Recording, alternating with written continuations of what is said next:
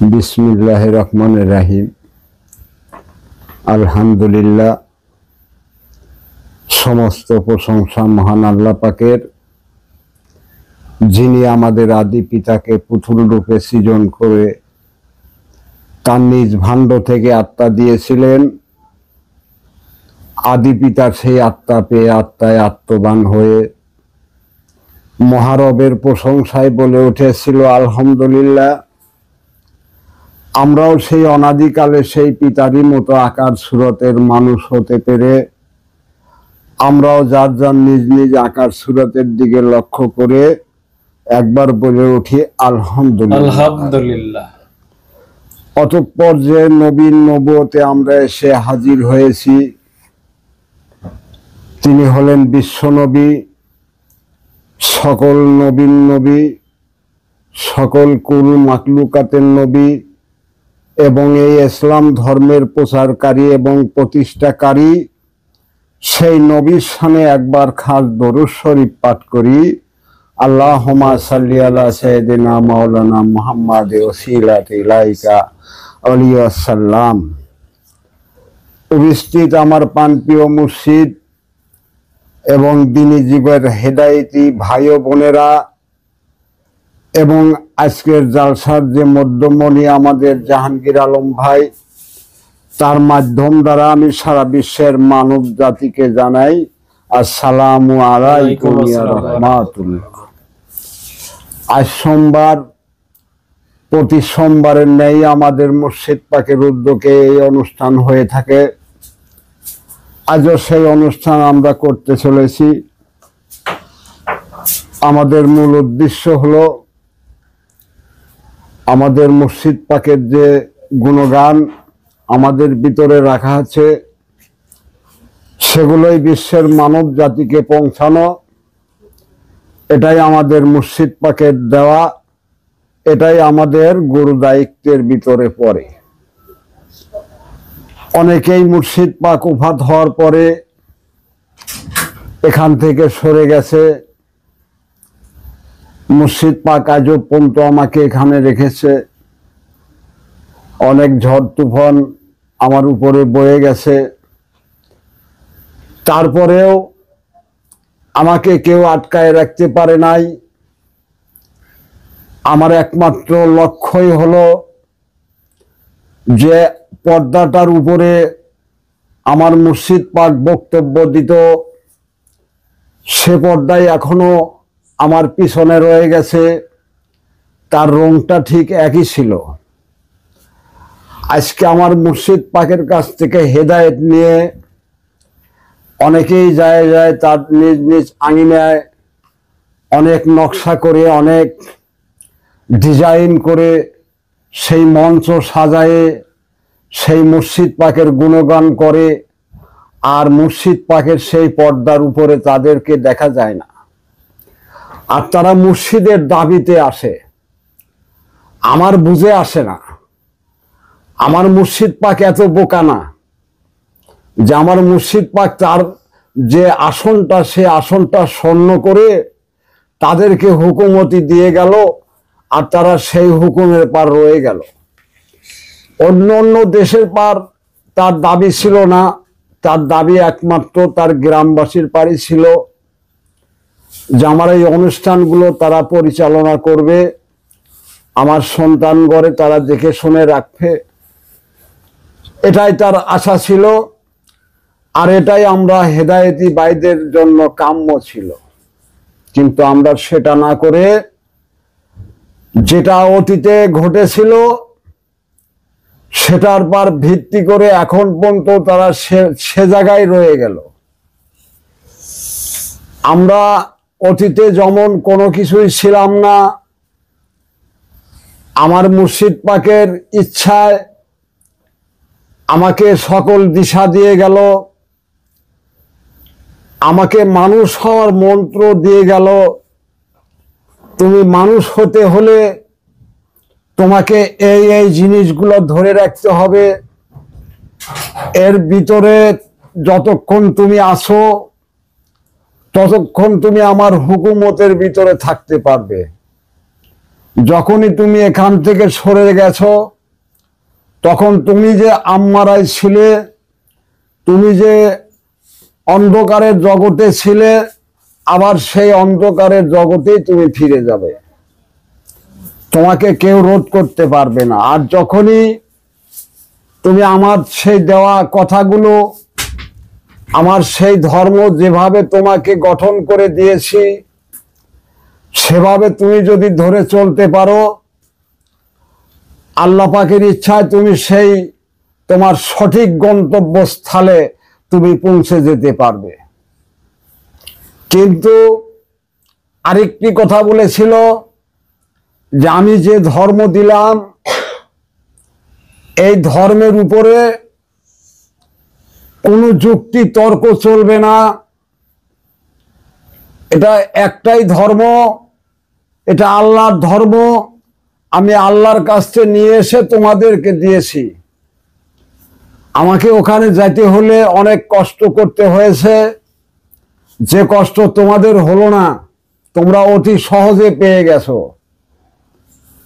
তোমরা যতই সহজে পাও না কেন, তোমরা এটাকে আঁকড়ে ধরে রাখবে, না হলে তোমরা জাহান্নামী খেটে যাবে। তোমাদের কেউ রোধ করতে পারবে না। আমরা অনেক ভাইরাই ভুল বুঝার ভিতরে এখনো রয়ে গেছি। আমার কথা হলো, তোমরা সে আদম নূরের আঙিনায় না আসো, কিন্তু তোমরা যে আলাদা আলাদা জায়গার ভিতরে এগুলো করতে চাও, আদম নূরের দোয়াই দিতে চাও, এগুলো বন্ধ করো।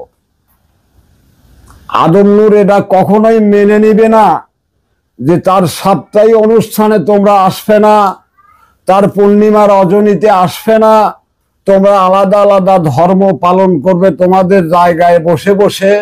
ওটা কখনো আদম নূর মাইনে নিবে না। এটাই সত্য। তোমরা মানলেও এটাই সত্য, না মানলেও এটাই সত্য। যেহেতু তার স্বীয় প্রতিনিধি বানায় ছুঁয়ে গেল একটা ব্যক্তিকে, কিন্তু যখনই আদম নূরের হুকুমত তার উপরে রয়ে গেল, ওখানে তোমরা দিশা করো না যে বস্তু যে তোমাদেরকে গড়াইয়া দেওয়া হয়েছিল, আর সেই গড়াইনা বস্তু তার কাছে দিল। এখন সে আমাদের এরকমই কি, যেরকম আদম নূর গড়াইছে আমাদেরকে, এই পৃথিবীর মানুষকেও গড়াবে, সেই বস্তু তার কাছে দিল।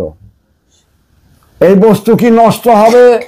আবার কতক কতক বক্তব্য, কতক কতক জন লিখতেছে যে আদম নূর তাকে হুকুমতি দিয়েছিল যে কয়দিন অসুখে ছিল, সেই কয়দিনের জন্য।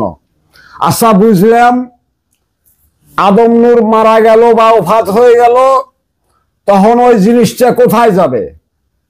নিশ্চয় তার 3 সন্তানের কাছে চলে যাবে। যে যাকে ভালোবাসবে তার কাছে হেদায়েত নিতে পারবে। তাহলে কি হলো? এই জিনিসটা ছিন্ন বিচ্ছিন্ন হয়ে গেল।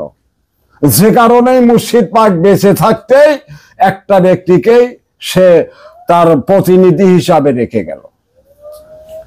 আমাদের কথা হলো যে আমার সেই বস্তুটাকে ধরে রাখার দায়িত্ব হলো আমাদেরকে, যারা আমরা আদম নূরের কাছে হেদায়েত নিয়েছি। আমাদের এটা গুরু দায়িত্ব। জাহাঙ্গীর কি করলো ওটা আমাদের দেহার দায়িত্ব না, আম্বিয়া কি করলো ওটা আমাদের দেহার দায়িত্ব না। আমাদের দেহার দায়িত্ব একটাই, সেটা হলো আদম নূর আমাদেরকে কি হুকুমত দিয়েছিল, সেটাকে আমাদেরকে বাস্তবায়ন করতে হবে। এই পৃথিবীর মানুষকে মানুষ বানানোর চেষ্টা করতে হবে এই একটা জায়গার উপরে থেকে। এই যে পর্দাটা পিছনে দেখো, এই পর্দাটার পারি আমার মুর্শিদ পাকও বসেছিল। আমার মুর্শিদ পাকের পর্দার উপরে কোনো নকশা ছিল না।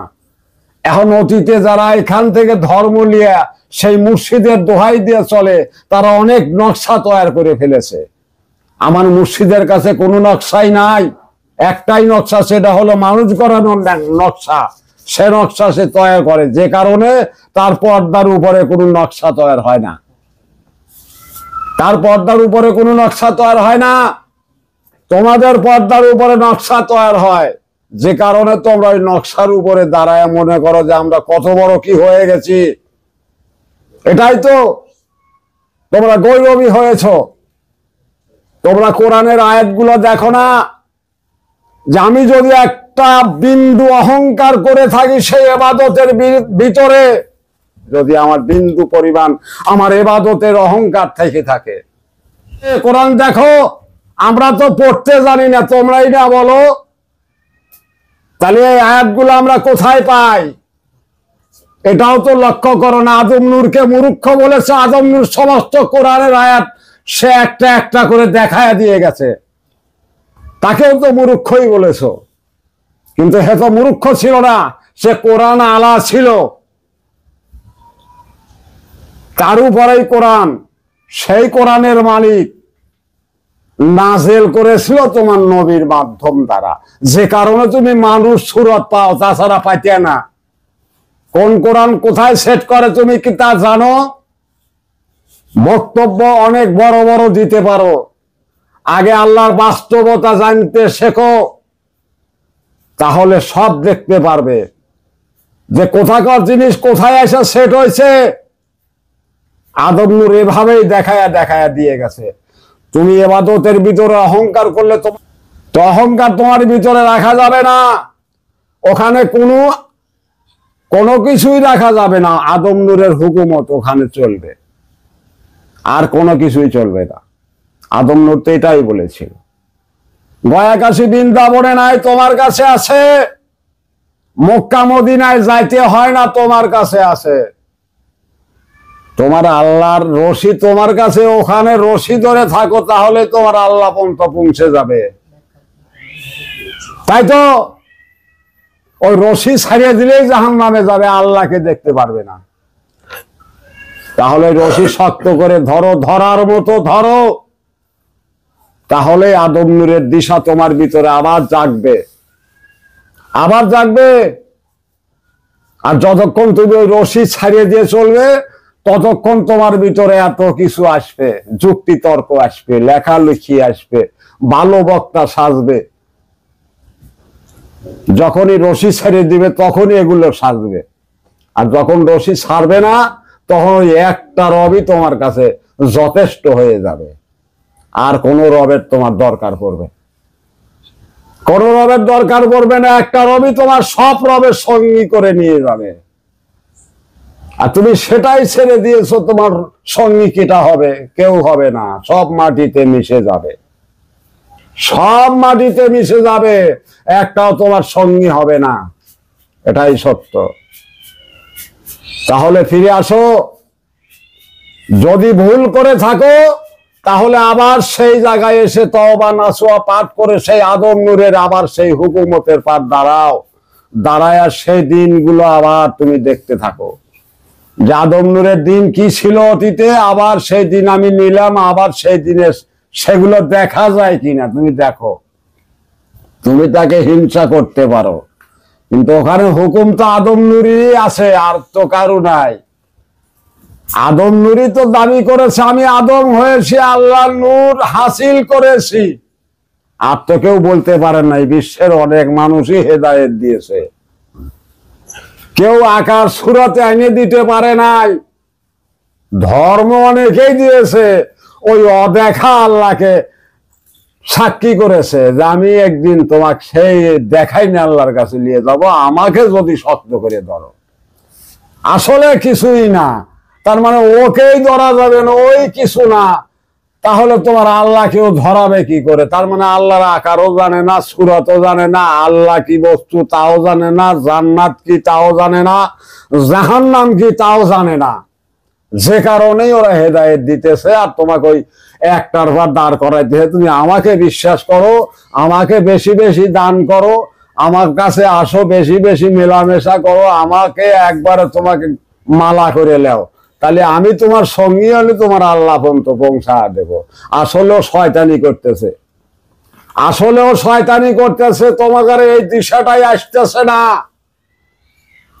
তোমাকে কাক সাধন করবে বলছে, তোমাকে কি কয়েছে কোরআন কি কয়? তুমি তোমার স্বীয় রবের ইবাদত করো। এবার আসো সেই আদম নূরের কাছে, স্বীয় রব তো আদম নূরের কাছে, স্বীয় দিন তো আদম নূরের কাছে, স্বীয় সূরাত আছে আদম নূরের কাছে, স্বীয় সালাত ওই আদম নূরই পড়াইতে পারে, আর কারো যোগ্যতা নাই। এত কিছু ধর্মের ভিতরে আছে, তুমি কি দিয়েছো এতদিন বড়া? যা কোনোদিনও হনো নাই, এখন হনো। আদম নূর কি ধর্ম দেয় আর কাকে বাস্তবায়ন করতে হবে, তোমার ছিও রবের কাছে আগে বসো। হেদায়েতই নাও নাই কোরআনের, তুমি অনেক কিছু হয়ে গেছো, আল্লাহ আউলিয়া আউলিয়া হয়ে গেছো, কোনো কিছু হয় নাই। শয়তান হইছাও, শয়তান হইছাও। কোরআনের সত্য বাণী আমি বলতেছি, তুমি শয়তান ছাড়া আর কিচ্ছু হও নাই। তুমি কোরআনের হেদায়েত নাও নাই। কোরআনের হেদায়েত একমাত্র সেই আদম নূরই দিতে পারে, আর কারো যোগ্যতা নাই। তার কারণ আদম হয়েই তো আল্লাহ সেই দুনিয়ার উপরে, তার ক্ষমতা কার উপরে? আল্লাহর উপরে। দাবি তো আল্লাহ আইছিল, সেই আদম নূরই আইছিল, সেই খয়িম পুত্র হ্যাকনি কব আমির আলী, হ্যাকনি কব আমির আলী। তাছাড়া আদম নূরই করতে হবে। আমির আমির করো। উনি যে বলতেছে আমি আদম নূরী, আল্লাহর নূরী, আদম নূরী এক নামের পার থাকো। ভিন্ন ভিন্ন নাম করবে, ওই নামগুলো খুঁজে পাবে না। হ্যাঁ, ওই যে একটা কথার উপরে আসো, ওই যে একটা পাখি ডাকতেছে কুকুর কুমানি, ওর আল্লাহ ডাকতেছে। আর একজন এসেছে কইতেছে না কুকুরকু না কয় কুদ্দুসু কথালি তো আল্লাহর নাম হবে। তো এবার কুদ্দুসু কুদ্দুসু করা ধরছে। তো খানডুকখানে যাওয়ার পরে ফেরেশতা যেই চলে গেছে, এখন আবার হে কুকুরকু বলে গেছে, কুদ্দুসু বলে গেছে। তখন আর কি করবে? তখন আর কোনো কিছু ঠিক পাইতেছে না। আর লাস্টে কি করতেছে? মাথা আছড়াইতেছে ডালের উপরে, আমার জীবনই আর রাখবো না। যেহেতু আমার প্রভুর নামই ভুলে গেছে, আমার আর এই জীবন দেহে লাভটা কি? যে কারণে একটা নামের উপরে আসো। ওই কুকুরকু কলো ভাই আদম নূর যে কুকুরকু শিখেছে সেইটা কও, তাছাড়া সব ভিন্ন। ওগুলো বাতিল করা হয়েছে। সেও দিন আগে দেখো কিভাবে আমার দিন বাঁচে, সেও রব দেখো কিভাবে আমার রব বাঁচে। হারাম খায়া রব রব করলে তো রব হবে না, ওটা অপবিত্র আবার আয়। খারাপ দেখলে তো ওটা দিন থাকে না, ওটা শয়তানি দিন হয়ে যায়। তাহলে ওই শয়তানি দিন যাতে না হয়, সঠিক দিন যাতে হয়, আদম নূরের দিন যাতে হয়, সেই দিকে লক্ষ্য করো, তাহলেই যে ইবাদত হবে, তাছাড়া নয়। আন্দাজি নামাজ পড়লে আমার হয়ে গেল তা নয়। আগে কোরআনের হেদায়েত নিতে হবে আদম নূরের সন্তানের কাছে আইসে। তুমি তো সব কিছু হারায় ফেলাইছ, তোমার বলতে কোনো কিছুই নাই। এই পৃথিবীর মানুষ দেখো আমি মানব, তুমি মানব বলতে কোনো কিচ্ছুই নাই। আমি যদি কই যে তুমি মানব, কোন জায়গা তুমি দেখাও, তোমার যোগ্যতা নাই। আর আদম নূর দেখা গেছে, জানি এই যে আদম নূরই, এই আকাশ সুরাত আমার, এই বেওয়া কিছু আমার, আর এই যে নবী তোমার, এইগুলো তোমার নবী, এগুলো ভাগ করে দিয়ে গেছে। তোমার যারা যোগ্যতা নাই, নবী নবী করো, নবীর আকার সুরত কি তাও জানো না, কোনটাকে সাধন করলে নবী খুশি হয় তাও জানো না। খালি নামাজ পড়লে নবী খুশি হয়, অপবিত্র নামাজ পড়লি কি আর ওই আল্লাহ পর্যন্ত পৌঁছে যে তোমার নবী খুশি হবে? তোমার আল্লাহ খুশি হলেছেন, তোমার নবী খুশি হবে? তোমার আল্লাহ খুশি করে বললাম না, তোমার নবী খুশি হবে কেভাবে? এখানে যে করছে মহরত, তো মাতা জেনোয়ারের কাছটা নিতে হবে। কার হুকুম? ওটা আদম নূরেরই হুকুম। আমার কাছে এসে তোমার সুরত মুরত আমি দিতে পারবো না, সুরত মুরত নিতে হলে ওখানে যাও, মাতা জেনোয়ারের কাছে যাও, হেকেনে আকার সুরত গঠন করো, তারপরে এসে আমার কাছে, তোমার কাছে যে রব দিছিলাম সেই যে কেবলা, সিংহ কেবলা, হেকেনে আসো। যে তার কাছে কয়বার বলে বলে করছেও, তাহলে হিসাবটা হেকেন থেকেই বাড়া আসবে। আর নবীদের নবী নিয়ে নিবে। এবার তুমি কোনটুক ইবাদত করলে সেটুক এসে দাঁড়াবে, তোমার বলতে ওইটুকুই থাকবে। তাছাড়া তুমি বলতে কোনো কিছুই নাই। আল্লাহটা আল্লাহ নিয়ে নেবে, নবীরটা নবী নিয়ে নেবে। তুমি যেটা ইবাদত করবে সঠিক, সেটুকুই তোমার দাঁড়াবে, এটাই সত্য। সেটুকুই তুমি তোমার বলে দাবি করতে পারবে, এটুকু আমার, আমি এই ইবাদত গুলো করেছি, এইটুকুই আমার। তাছাড়া তোমার বলতে কোনো কিছুই নাই। আদম নূরেরটা আদম নূর নিয়ে নেবে, নবীরটা নবী নিয়ে নেবে। তোমার বলতে কোনো কিছুই থাকবে না যদি কোনো কিছু কামাই না করতে পারো। তো এবার আসি, হয়তো আমার শরীরটা খুবই অসুস্থ, তাই বেশিক্ষণ বক্তব্য দিবার পারতেছি না। তো পৃথিবীর লোক যদি মানুষ হয়ে যেতে চাও, আদম নূর যে ধর্ম রেখে গেছে পোতাজিয়া গ্রামে জাহাঙ্গীর আলমের কাছে, সেখান থেকে ধর্ম নিয়ে তারপরে সেই নামাজ সেই বন্দিগি গুলো করতে থাকো, তাহলে তোমার আল্লাহকেও দেখতে পারবে, তোমাকেও তুমি দেখতে পারবে, তোমার নবী রাসূল কারা তাদেরকেও দেখতে পারবে।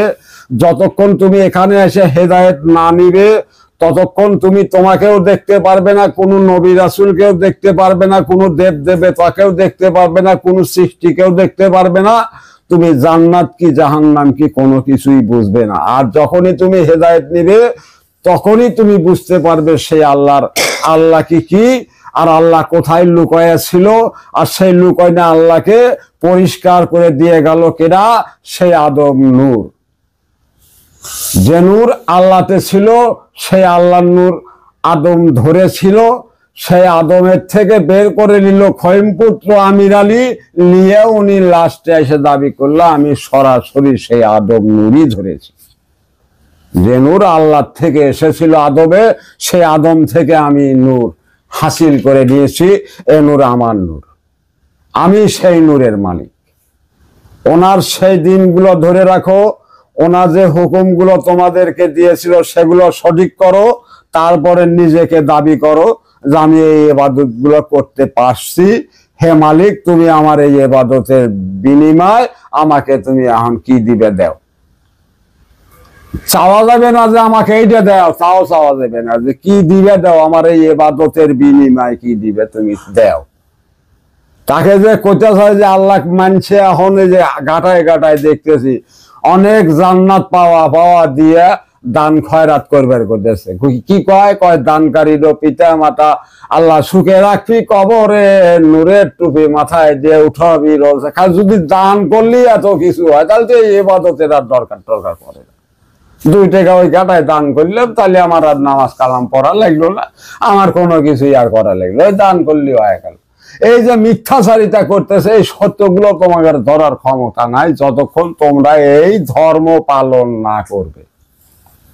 কোনটা সত্য কোনটা মিথ্যা, যতক্ষণ এই সত্যটা তোমার ভিতরে না পৌঁছিবে এতক্ষণ সত্য মিথ্যাকে পৃথক করতে পারবে না, যতক্ষণ এই আল্লাহর দিশা তোমার কাছে না যাবে।